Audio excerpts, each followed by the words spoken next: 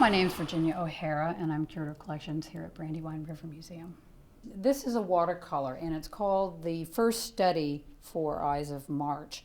And it says eyes rather than Ides, so we think the artist was actually punning on the image.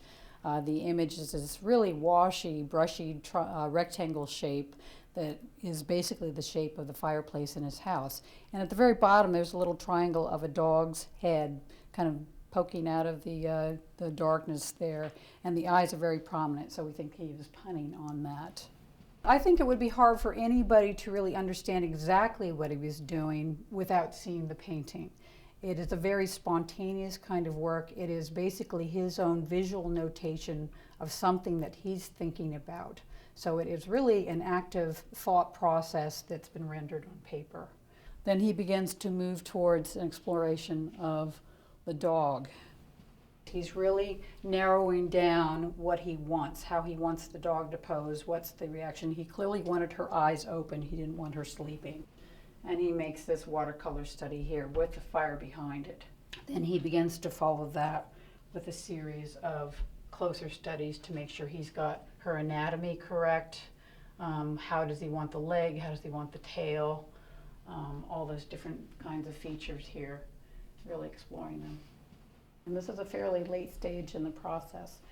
But this painting is also establishing kind of the tone of the painting, the mood of it already with the smoke here. It's a very sort of subtle scene to it. He's getting the direction of light he wants. He's getting the value relationships together with that painting. And that's a really fuller, large study. So this one is a pretty key piece in terms of his settling his mind about what he wants to do. Because it has such a regular, well-organized kind of arrangement, it has a sense of calm, which is in complete contrast to that sort of menacing look of the wrought iron and the fire. So you get a contrast of this kind of sensibility between something calm and serene and quiet, morning, nothing's really happening, and this kind of strange, is this menacing or not? Is it something to worry about or not? It's based on a rectangle, you know, to pick up the shape of the fireplace, but then you have these incredible similar, to the 16th of an inch almost, similarity of size. You have the spit here, the roasting spit, for example, is the same length as from the edge of the fireplace to the tip of the dog's nose.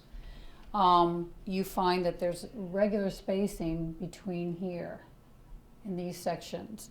You also see that there's a regular, it's almost symmetrical, but it doesn't look symmetrical, but it feels symmetrical, it feels right, because we'll be setting up these comparisons of the first study with painting that you'll be able to see in two glances at the same time, that you can see how somebody can go from point A to Z and get such an amazing,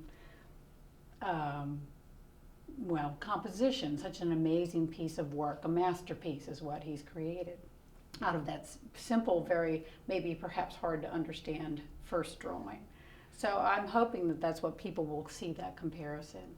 And that, as I said, that they'll ask questions about it. And why the dog? Why is that of interest? What is this about? Why the fire?